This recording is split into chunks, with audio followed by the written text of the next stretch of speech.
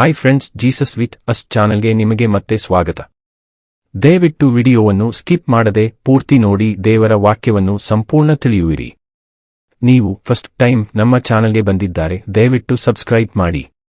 ವಿಡಿಯೋವನ್ನು ಲೈಕ್ ಮಾಡಿ, ವಿಡಿಯೋವನ್ನು ನಿಮ್ಮ ಸ್ನೇಹಿತರಿಗೆ ಶೇರ್ ಮಾಡಿ.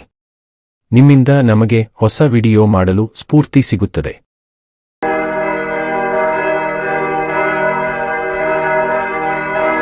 ಯಶಾಯನ ಪ್ರವಾದನ ಗ್ರಂಥ ಅಧ್ಯಾಯ 53. ನಾವು ಕೇಳಿದ ಸಂಗತಿಯನ್ನು ನಮ್ಮಲ್ಲಿ ಯಾರು ನಂಬಿದ್ದರು? ಯೆಹೋವನ ಬಾಹುವು ಯಾರಿಗೆ ಗೋಚರವಾಗಿತ್ತು? ಒಣ ನೆಲದೊಳಗೆ ಬೇರಿನಿಂದ ಹೊರಡುವ ಅಂಕುರದಂತೆಯೂ ಬುಡದಿಂದ ಒಡೆಯುವ ಚಿಗುರಿನ ಹಾಗೂ ಅವನು ಯೆಹೋವನ ದೃಷ್ಟಿಯಲ್ಲಿ ಬೆಳೆದನು. ಅವನಲ್ಲಿ ಯಾವ ಅಂದಚಂದಗಳೂ ಇರಲಿಲ್ಲ. ನಾವು ಅವನನ್ನು ನೋಡಿದಾಗ ನೋಡತಕ್ಕ ಯಾವ ಲಕ್ಷಣವೂ ಕಾಣಲಿಲ್ಲ. ಅವನು ಧಿಕ್ಕರಿಸಲ್ಪಟ್ಟವನು, ಮನುಷ್ಯರು ಸೇರಿಸಿಕೊಳ್ಳದವನು, ಸಂಕಷ್ಟಕ್ಕೊಳಗಾದವನು, ವ್ಯಾಧಿ ಪೀಡಿತನು, ಜನರು ಮುಖವನ್ನು ಓರೆ ಮಾಡಿಕೊಳ್ಳುವ ಧಿಕ್ಕಾರಕ್ಕೆ ಒಳಗಾದವನೂ ಆಗಿದ್ದನು. ನಾವು ಅವನನ್ನು ಲಕ್ಷ್ಯಕ್ಕೆ ತರಲಿಲ್ಲ.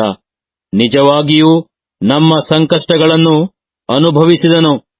ಅವನು ಹೊತ್ತ ಹೊರೆಯು ನಮ್ಮ ಸಂಕಟವೇ ಹೌದು. ನಾವಾದರೋ ಅವನು ದೇವರಿಂದ ಬಾಧಿತನು, ಪೆಟ್ಟು ತಿಂದವನು, ಕುಗ್ಗಿಸಲ್ಪಟ್ಟವನು ಎಂದು ಭಾವಿಸಿಕೊಂಡೆವು. ನಮ್ಮ ದ್ರೋಹಗಳ ದೆಸೆಯಿಂದ ಅವನಿಗೆ ಗಾಯವಾಯಿತು. ನಮ್ಮ ಅಪರಾಧಗಳ ನಿಮಿತ್ತ ಅವನು ಜಜ್ಜಲ್ಪಟ್ಟನು. ನಮಗೆ ಸುಕ್ಷೇಮವನ್ನುಂಟು ಮಾಡುವ ದಂಡನೆಯನ್ನು ಅವನು ಅನುಭವಿಸಿದನು. ಅವನ ಬಾಸುಂಡೆಗಳಿಂದ ನಮಗೆ ಗುಣವಾಯಿತು. ನಾವೆಲ್ಲರೂ ಕುರಿಗಳಂತೆ ದಾರಿ ತಪ್ಪಿ ತೊಳಲುತ್ತಿದ್ದೆವು. ಪ್ರತಿಯೊಬ್ಬನೂ ತನ್ನ ತನ್ನ ದಾರಿಯನ್ನು ಹಿಡಿಯುತ್ತಿದ್ದನು. ನಮ್ಮೆಲ್ಲರ ದೋಷ ಫಲವನ್ನು ಯೆಹೋವನು ಅವನ ಮೇಲೆ ಹಾಕಿದನು. ಅವನು ಬಾಧೆಗೆ ಒಳಗಾಗಿ ತನ್ನನ್ನು ತಗ್ಗಿಸಿಕೊಂಡನು. ಬಾಯಿ ತೆರೆಯಲಿಲ್ಲ. ವಧ್ಯಸ್ಥಾನಕ್ಕೆ ಒಯ್ಯಲ್ಪಡುವ ಕುರಿಯಂತೆಯೂ ಉಣ್ಣೆ ಕತ್ತರಿಸುವವರ ಮುಂದೆ ಮೌನವಾಗಿರುವ ಕುರಿಯ ಹಾಗೂ ಇದ್ದನು. ಬಾಯಿ ತೆರೆಯಲೇ ಇಲ್ಲ. ಹಿಂಸೆಯ ನ್ಯಾಯದಿಂದ ಕೊಲ್ಲಲ್ಪಟ್ಟನು. ಆಹಾ, ಇವನು ಜೀವಲೋಕದಿಂದ ಕೀಳಲ್ಪಟ್ಟಿದ್ದಾನೆ. ನಮ್ಮ ಜನಗಳ ದ್ರೋಹಗಳ ದೆಸೆಯಿಂದ ಈ ಪೆಟ್ಟು ಅವನ ಮೇಲೆ ಬಿತ್ತಲ್ಲ ಎಂದು ಅವನ ಕಾಲದವರಲ್ಲಿ ಯಾರು ಮನಮುಟ್ಟಿ ಮರುಗಿದರು? ಅವನು ಯಾವ ಅನ್ಯಾಯವನ್ನು ಮಾಡದಿದ್ದರೂ, ಅವನ ಬಾಯಲ್ಲಿ ಯಾವ ವಂಚನೆಯೂ ಇಲ್ಲದಿದ್ದರೂ, ಅವನು ಸತ್ತಾಗ ದುಷ್ಟರ ಮಧ್ಯೆ ಪುಷ್ಟರ ನಡುವೆ ಅವನನ್ನು ಹೂಣಿಟ್ಟರು. ಅವನನ್ನು ಜಜ್ಜುವುದು ಯೆಹೋವನ ಸಂಕಲ್ಪವಾಗಿತ್ತು. ಆತನು ಅವನನ್ನು ವ್ಯಾಧಿಯಿಂದ ಬಾಧಿಸಿ ಹೀಗೆಂದುಕೊಂಡನು: ಇವನು ನನ್ನ ಆತ್ಮವನ್ನು ಪ್ರಾಯಶ್ಚಿತ್ತ ಯಜ್ಞಕ್ಕಾಗಿ ಒಪ್ಪಿಸಿದ ಮೇಲೆ ತನ್ನ ಸಂತಾನವನ್ನು ನೋಡುವವನು ಚಿರಂಜೀವಿಯಾಗುವನು. ನನ್ನ ಸಂಕಲ್ಪವು ಇವನ ಕೈಯಿಂದ ನೆರವೇರುವುದು. ತನ್ನ ಆತ್ಮವು ಅನುಭವಿಸಿದ ಶ್ರಮೆಯ ಫಲವನ್ನು ಕಂಡು ತೃಪ್ತನಾಗುವನು.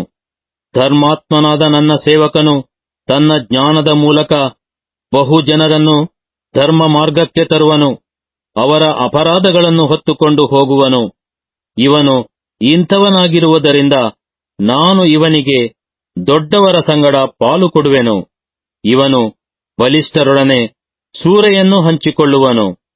ತನ್ನ ಪ್ರಾಣವನ್ನು ಧಾರೆ ಎರೆದು ಮರಣ ಹೊಂದಿ ದ್ರೋಹಿಗಳೊಂದಿಗೆ ತನ್ನನ್ನೂ ಎಣಿಸಿಕೊಂಡು ಬಹುಜನ ದ್ರೋಹಿಗಳ ಪಾಪವನ್ನು ಹೊರುತ್ತಾ ಅವರಿಗಾಗಿ ವಿಜ್ಞಾಪನೆ ಮಾಡಿದನಲ್ಲ.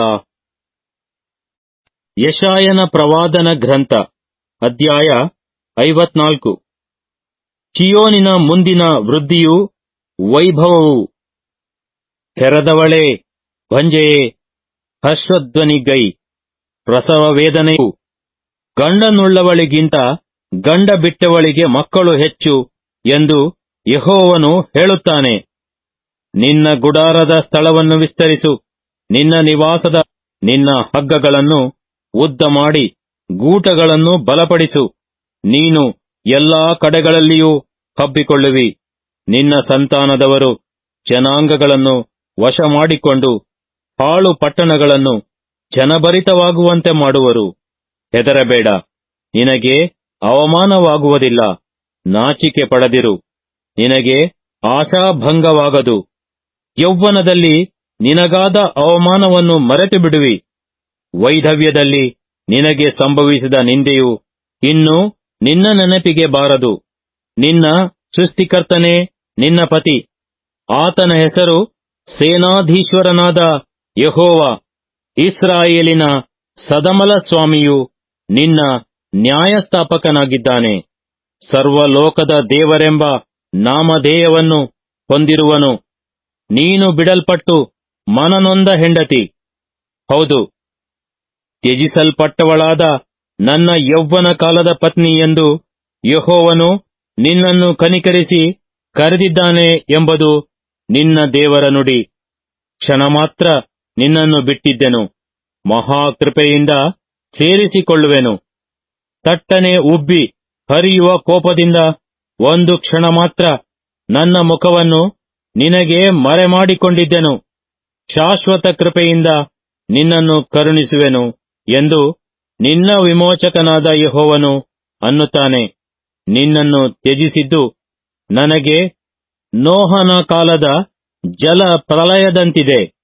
ಇಂಥ ಜಲ ಪ್ರಳಯವು ಭೂಮಿಯನ್ನು ತಿರುಗಿ ಆವರಿಸುವುದಿಲ್ಲವೆಂದು ನಾನು ಹೇಗೆ ಪ್ರಮಾಣ ಮಾಡಿದೆನೋ ಹಾಗೆಯೇ ನಾನು ನಿನ್ನ ಮೇಲೆ ಇನ್ನು ಕೋಪ ಮಾಡುವುದಿಲ್ಲ, ಗದರಿಸುವುದಿಲ್ಲ ಎಂದು ಈಗ ಪ್ರಮಾಣ ಮಾಡಿದ್ದೇನೆ. ಬೆಟ್ಟಗಳು ಸ್ಥಳವನ್ನು ಬಿಟ್ಟು ಹೋದಾವು, ಗುಡ್ಡಗಳು ಕದಲಿಯಾವು, ಆದರೆ ನನ್ನ ಕೃಪೆಯು ನಿನ್ನನ್ನು ಬಿಟ್ಟು ಹೋಗದು.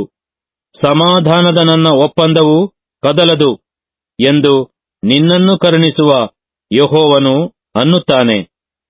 ಕುಗ್ಗಿದವಳೇ, ಗಾಳಿಯ ಬಡಿತಕ್ಕೆ ಗುರಿಯಾದವಳೇ, ಯಾರೂ ಸಂತೈಸದವಳೇ, ಇಗೋ, ಇಂದ್ರನೀಲಮಣಿಗಳಿಂದ ನಿನಗೆ ಅಸ್ತಿವಾರವನ್ನು ಹಾಕಿ ನಿನ್ನ ಕಲ್ಲುಗಳನ್ನು ನೀಲಾಂಜನದ ಗಾರೆಯಿಂದ ಕಟ್ಟುವೆನು. ನಿನ್ನ ಶಿಖರಗಳನ್ನು ಮಾಣಿಕ್ಯಗಳಿಂದ, ನಿನ್ನ ಬಾಗಿಲುಗಳನ್ನು ಪದ್ಮರಾಗಗಳಿಂದ, ನಿನ್ನ ಪೌಳಿಗೋಡೆಯನ್ನು ಮನೋಹರ ರತ್ನಗಳಿಂದ ನಿರ್ಮಿಸುವೆನು. ನಿನ್ನ ಮಕ್ಕಳೆಲ್ಲರೂ ಯೆಹೋವನಿಂದ ಶಿಕ್ಷಿತರಾಗಿರುವರು, ಅವರಿಗೆ ಅಧಿಕ ಸುಕ್ಷೇಮವಾಗುವುದು. ಧರ್ಮವೇ ನಿನಗೆ ಆಧಾರ, ನೀನು ಹಿಂಸೆಗೆ ದೂರವಾಗಿರುವಿ. ನಿನಗೆ ಹೆದರಿಕೆ ಇರುವುದಿಲ್ಲ, ನಾಶನವು ದೂರವಾಗಿರುವುದು, ನಿನ್ನ ಹತ್ತಿರಕ್ಕೆ ಬಾರದು. ನೋಡು, ಯಾರಾದರೂ ನಿನ್ನ ಸಂಗಡ ವ್ಯಾಜ್ಯವಾಡಿದರೆ ಅದು ನನ್ನ ಅಪ್ಪಣೆಯಿಂದ ಅಲ್ಲ. ಯಾರು ನಿನ್ನ ಮೇಲೆ ವ್ಯಾಜ್ಯವಾಡುತ್ತಾರೋ ಅವರು ನಿನ್ನ ನಿಮಿತ್ತ ಕೆಡವಲ್ಪಡುವರು. ಕೇಳು, ಕೆಂಡವನ್ನು ಊದುತ್ತಾ ಉಪಯುಕ್ತವಾದ ಆಯುಧವನ್ನುಂಟು ಮಾಡುವ ಕಮ್ಮಾರನನ್ನು ಸೃಷ್ಟಿಸಿದವನು ನಾನೇ. ಹಾಳು ಮಾಡುವ ಕೆಡುಕನನ್ನು ನಿರ್ಮಿಸಿದವನು ನಾನೇ. ನಿನ್ನನ್ನು ಎದುರಿಸಲು ಕಲ್ಪಿಸಿದ ಯಾವ ಆಯುಧವೂ ಜಯಿಸದು. ನ್ಯಾಯ ವಿಚಾರಣೆಯಲ್ಲಿ ನಿನಗೆ ವಿರುದ್ಧವಾಗಿ ಏಳುವ ಪ್ರತಿಯೊಂದು ನಾಲಿಗೆಯನ್ನು ದೋಷಿಯೆಂದು ನೀನು ಖಂಡಿಸುವಿ. ಈ ಸ್ಥಿತಿಯೇ ಯೆಹೋವನ ಸೇವಕರ ಸ್ವಾಸ್ಥ್ಯವೂ ನಾನು ದಯಪಾಲಿಸುವ ಸದ್ಧರ್ಮ ಫಲವೂ ಆಗಿದೆ ಎಂದು ಯೆಹೋವನು ಅನ್ನುತ್ತಾನೆ.